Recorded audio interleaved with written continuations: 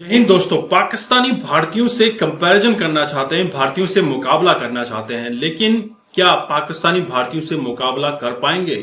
जहां पर भारतीय एनआरआई भाई जो कि अमेरिकन प्रेसिडेंट की स्पीच लिखते हैं, इतनी उनकी पकड़ हो चुकी है, क्या पाकिस्तानी इस तरह का काम कर सकते हैं? पाकिस्तानी तो दुनिया में कहीं पर भी चले जाएं गंदगी जरूर फैलाते हैं।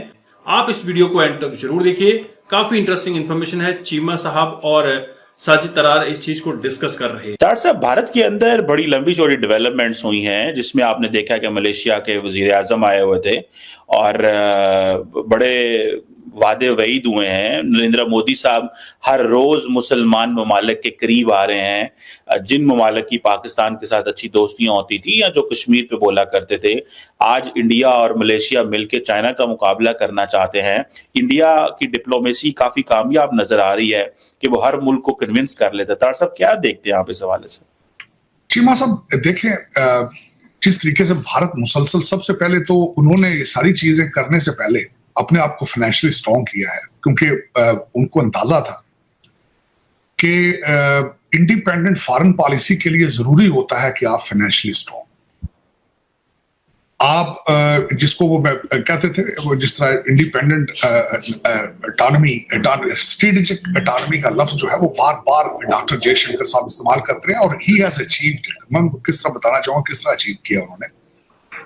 अपनी मर्जी से रशिया से तेल लेना, जबकि एक दुनिया की एक सुपर पावर उसके ऊपर सैंक्शंस लगा रही हो, लेकिन अपने इंटरेस्ट के लिए रशिया से तेल लेना सबसे बड़ी मिसाल, सबसे बड़ी मिसाल।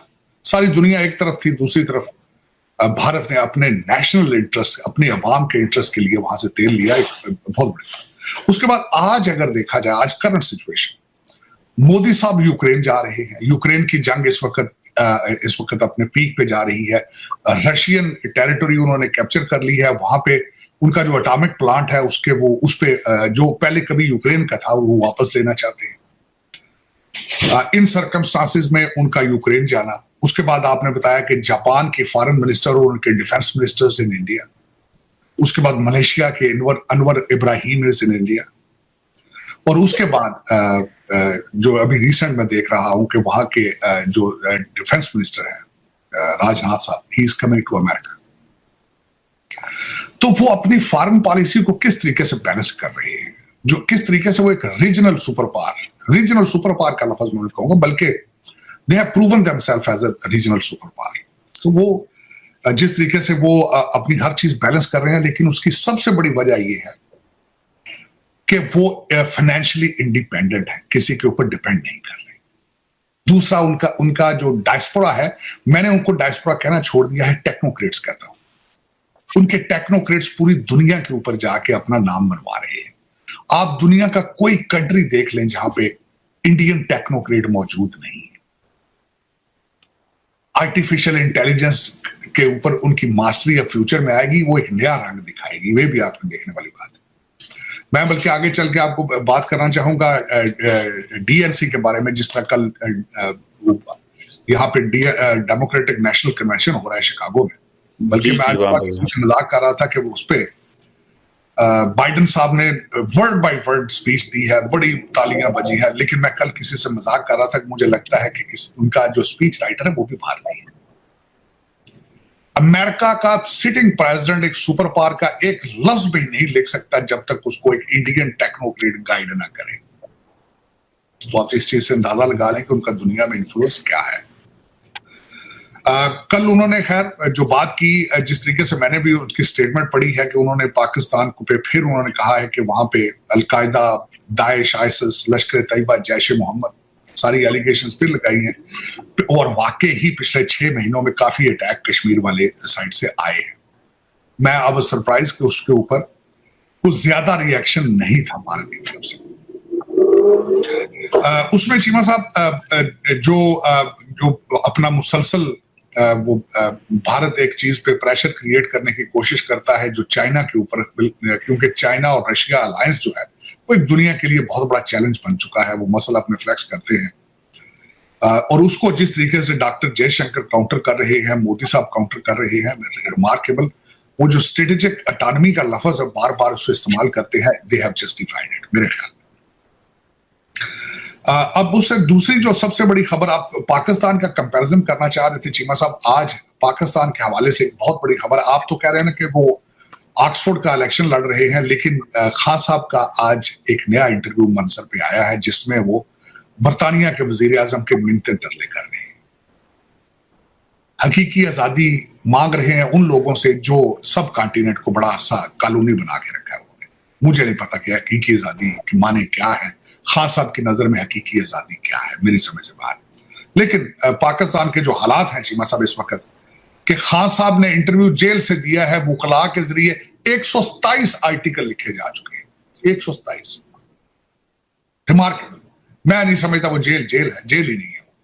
खान साहब ने उसके अंदर अपने इंटरव्यू जो रिसेंट भेजा है, उन्होंने रिक्वेस्ट की है फॉरेन मिनिस्टर से। खान साहब ने उसको कहा जी कि मुझे टेररिस्टों वाले सेल में रखा हुआ है जहां सजाए मौत के लोग जो है उनको रखा जाता है। पता नहीं किस खूबसूरती से खान साहब ये सारी चीजें कह जाते। वहां एक्सरसाइज की मशीनें होती हैं, सजाए मौत की काल कोठरी के अंदर काफी मेकर होते हैं, वहां पे मुशक्ति मिलते हैं आपको, जिनके जरिए आप सेल फोन पे बैठ के सारा दिन व्हाट्सएप के साथ आप लंदन में आपने कम्युनिकेशन करें। क्या डेथ सेल में ये सहूलतें मौजूद है? किस खूबसूरती के साथ लोगों को ये बेवकूफ बनाते हैं। भारत जिस तरीके से मैं खैर भारत पे पिछले दिनों आपने देखा होगा फॉक्सकॉन वाले पहुंचे हुए थे भारत के अंदर, वो बिजली अपने प्लांट लगा रहे हैं, जिस तरीके से वो आगे ग्रो कर रहे हैं। और खासकर मोदी साहब का मैंने रिक्वेस्ट की थी, अगर मेरी कौन सा सुनता है, कि 58 मिनट का जो उनको लाल किले से स्पीच दी थी, पाकिस्तानी लोगों को चाहिए था उसको सुनते, अंदाजा लगाने की कोशिश करते कि भारत कहां जा रहा है। उसमें मोदी साहब ने डायरेक्ट इस चीज को कहा था कि हमें लॉ एंड ऑर्डर को इंप्रूव करना होगा ताकि फॉरेन इन्वेस्टमेंट आ सके, सिंपल वर्ड्स के अंदर। लेकिन आपको ये बात समझ नहीं आ रही है। भाई सबसे पहले तो ये होना चाहिए ना, हमें मुहब्बे वतन होना चाहिए, सबसे मुल्क से मोहब्बत होनी चाहिए। जब मोहब्बत होगी ना तो फिर हम इसको ग्रो करेंगे, बनाएंगे। जब मोहब्बत ही नहीं है, मोहब्बत तो हमें करप्शन से है, अपने ओहदों से है और किसी चीज़ से। यानी हम अपना सरमाया, अपनी दौलत बढ़ाना चाह रहे हैं, मुल्क की दौलत बढ़ाने में हमें कोई इंटरेस्ट नहीं है, किसी की भी, हमारे पॉलिटिशियन हो या बाकी जो भी हो। फिर दूसरा ये हमारे बच्चे इधर धक्के खा रहे हो, सियासतदानों के बच्चे बाहर मेहनत कर रहे हैं, नेशनलिटी है सबके पास। ये कैसी बेवकूफ़ाना बात है। मैं आपको कहूँ मेरे घर आकर आप पाकिस्तान में इन्वेस्टमेंट करो और मेरे बच्चे बाहर इन्वेस्टमेंट करके बैठे हों। अब मेरा कारोबार बाहर है और मैं बाहर वालों को बोलूँ कि भाई तुम इधर आके काम करो, तो वो क्या सोचेंगे लोग। दूसरा हम मुहब्बे वतन नहीं है, ये अंग्रेज़ का ही सिस्टम चल रहा है।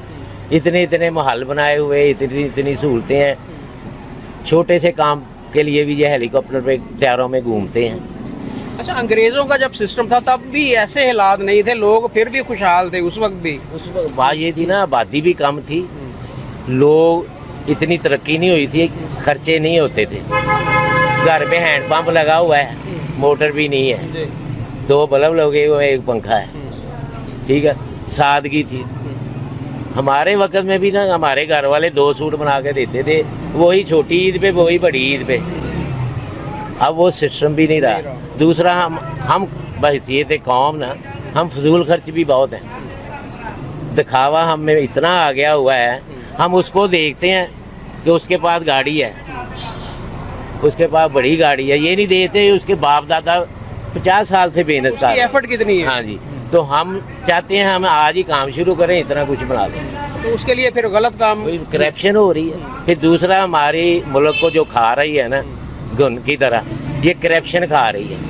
ये इन सब लीडरों को पता है, सब सोए हुए हैं, कोई बात नहीं कर रहा। तो दोस्तों आपने ये वीडियो देखी और आपको आइडिया लग गया होगा कि तरार साहब ने कितनी खूबसूरती से भारत के बारे में बात की है कि भारत ने किस तरह से step by step, baby steps लेकर काम किया है और अपने आप को फाइनेंशियली स्ट्रांग किया है। और आज ये हालत हो चुकी है कि दुनिया के देश भारत के साथ खुद ब खुद जुड़ना चाहते हैं। दोस्तों आपने रशिया यूक्रेन वॉर के समय पर देखा था कि अमेरिका ने रशियन जो उनका रिजर्व था उस पर सेंसस लगा दिए थे। भारत ने जब रशिया से ऑयल लिया था तो उनको भी चेतावनी दी गई थी कि सेंसस लगा देंगे, लेकिन लगाया नहीं। तब यहां से दुनिया को समझ आया कि अगर तुम एक ही करेंसी, एक ही कंट्री पे डिपेंडेंट रहोगे तो कहीं ना कहीं मात खाओगे। इसी वजह से भारत ने भी स्टेप उठाया कि वह अपना जो ट्रेड है, जिस देश के साथ ट्रेड कर रहा है, लेट्स से रशिया के साथ ट्रेड कर रहा है, तो रूबल और रुपी में ट्रेड होगा। डॉलर का नामो निशान मिट जाएगा। इसी तरह से काम हो रहा है। वहीं ईरान के साथ ट्रेड होता है, उनकी करेंसी में ट्रेड किया जाता है। मलेशिया के साथ ट्रेड होता है पाम ऑयल के लिए या और चीजों के लिए, तो वहां पर उनकी करेंसी में ट्रेड किया जाता है। तो लगातार जिस देश के साथ भारत ट्रेड कर रहा है, वो कोशिश कर रहा है कि उनके साथ बहुत अच्छी बॉन्डिंग हो जाए, प्लस उनकी करेंसी में, अपनी करेंसी में ट्रेड हो। दोस्तों, भारतीयों का दिमाग आज का नहीं है। भारतीयों का दिमाग जब सभ्यता की बात आती तो प्राचीन सभ्यता भारत की है, और इस सनातन ने जो दुनिया को दिया है वसुधैव कुटुंबकम, और इसी के ऊपर भारत चल रहा है। और आने वाले समय में डेफिनेटली भारत विश्व गुरु बन जाएगा। भारत थर्ड लार्जेस्ट इकोनॉमी बन जाएगा, ऐसा गीता गोपीनाथ जी ने कहा है।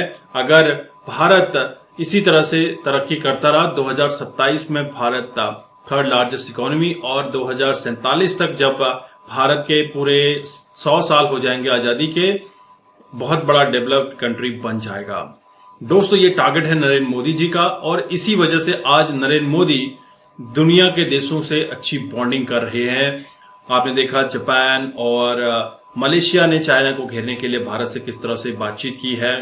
कुछ दिन पहले ये डिस्कशन हुआ था, और उसके तुरंत बाद ही नरेंद्र मोदी पोलैंड चले गए, और पोलैंड के बाद अभी कीव उतरे हैं, और वहां पर भी काफी स्ट्रैटेजिक, काफी इंपॉर्टेंट रोल प्ले कर रहे हैं। अगर युद्ध विराम हो जाता है, नरेंद्र मोदी वॉर एंड करने में सक्सेसफुल होते हैं, तो दुनिया में भारत का डंका बज जाएगा, और अमेरिका कहीं न कहीं इस रेस में पीछे रह जाएगा।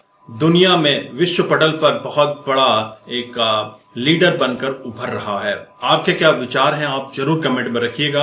अगर आप चैनल पर नए हैं, चैनल को सब्सक्राइब करें। हम आपको अगले वीडियो में मिलते हैं, तब तक अपना ख्याल रखिए। जय हिंद, जय भारत, जय श्री राम।